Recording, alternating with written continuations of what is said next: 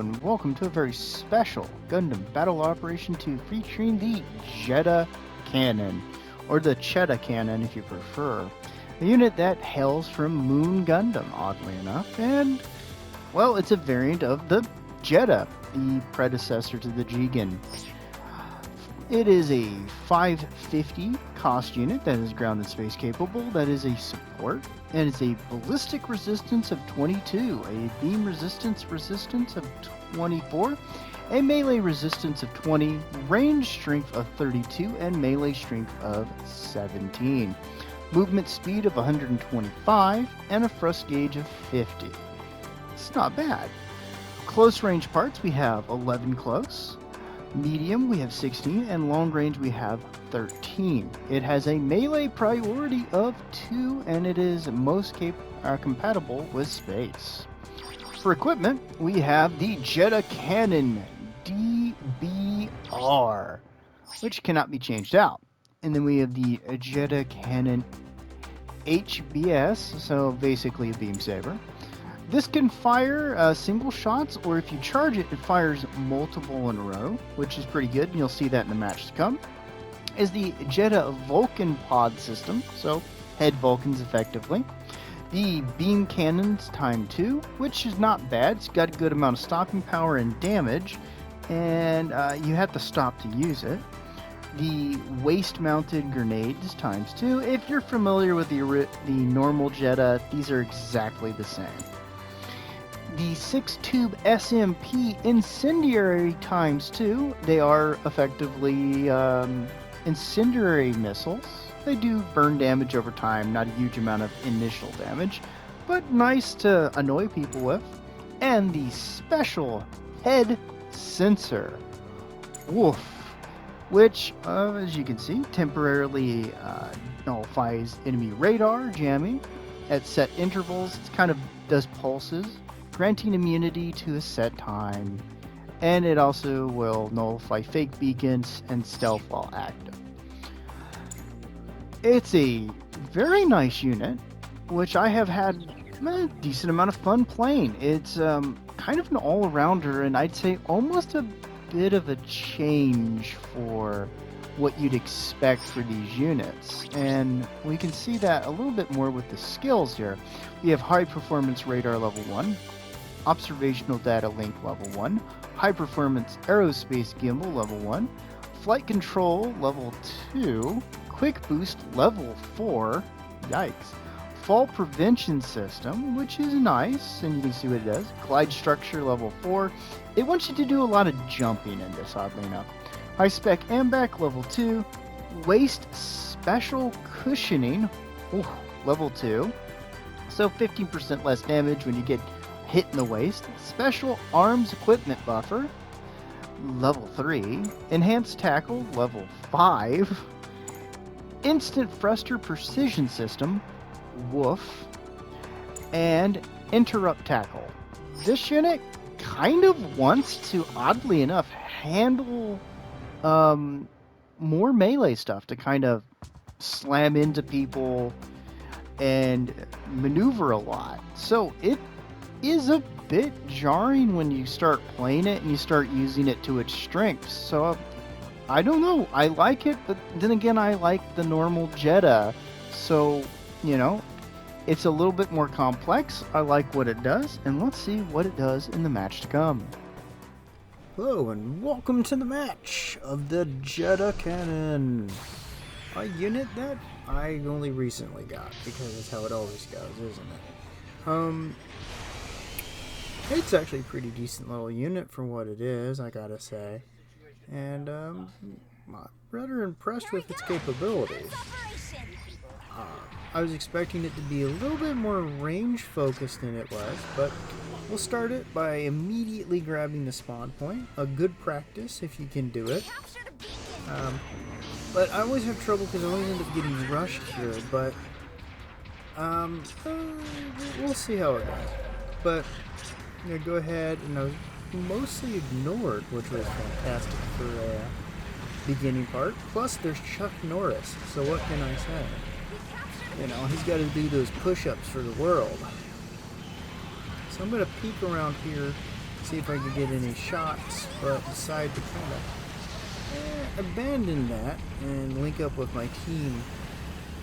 Now the game's is a little bit spastic right now. People kind of running around and this guy constantly getting in my firing line, which is always fun. Of course, I have to come back up Chuck Norris.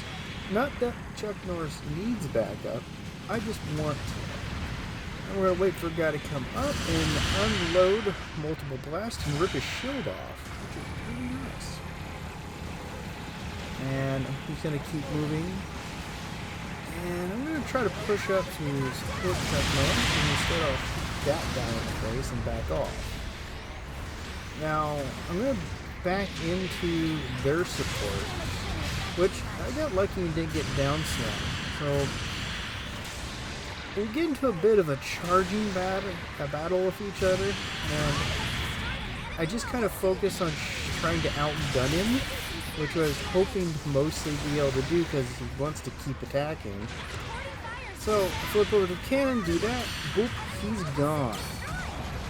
So the unit can stand up on its own now. If he got a couple shots on me with the melee and toppled me, that would have been a different story, but that happens. Also, spoiler, the Zaku 3 here takes all of the score. It's the best performance of a Zaku 3 I've ever seen, and I wish I'd gotten to see more of him fighting. So we'll go ahead and blast him out of existence. I actually really quite like how the arm cannon works on this unit. And I do like how speedy this unit actually feels. I feel like I'm keeping up relatively well with my team. I'm going to come over here, take some pot shots at him. And I don't really want to get into any of that because I'm going to see this and just decide, nah, life is more important than that. I'm just going to keep backing up. But yeah, I've basically kind of been a scumbag and shooting for his legs, missing a bit. Fire those, and just keep moving.